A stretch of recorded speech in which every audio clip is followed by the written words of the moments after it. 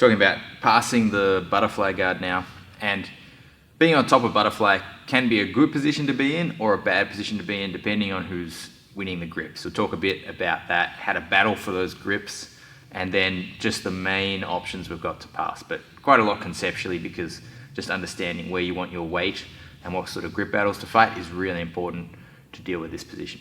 So first off, if you're in a bad grip scenario, so Joey's winning the grips, if I can keep my weight back, if my hips are heavy like this, just like you cannot elevate with a butterfly hook from here. There's no way, okay? You can elevate with the butterfly hook when my weight comes forward, okay? So if I'm driving forward, that's gonna help Joey, if he's got good grips, okay? So we're here, I start driving in, he's gonna lift me up easily, okay? So a lot of what I'm fighting for is actually, when I'm in a bad spot, is going to be to get my weight back. One thing we can do is post on the mat.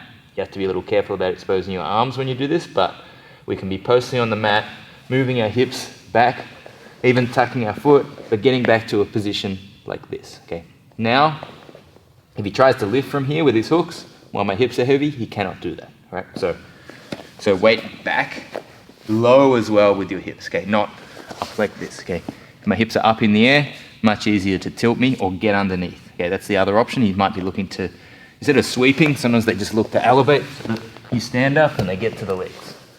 So the three main threats we're worried about are being swept from the butterfly, being put into a leg entanglement, or having our arm trapped for an arm lock. Okay, so I'll just quickly show them. So butterfly sweep,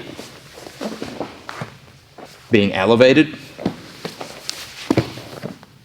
or leaving my arm vulnerable for an arm lock.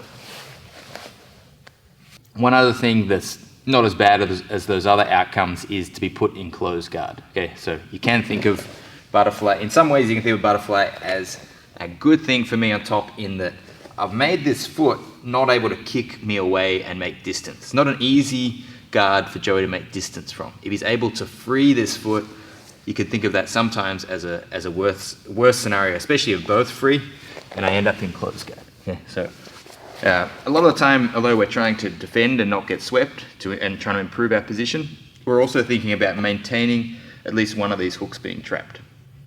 The two main options we're going to go through in terms of offense are sprawling and forcing the half guard, and the smash pass. So if I can tilt Joey to the side, sprawl, and work myself into half guard, or if I can take his leg, fold it to the side, and sprawl again, but this time into a smash pass.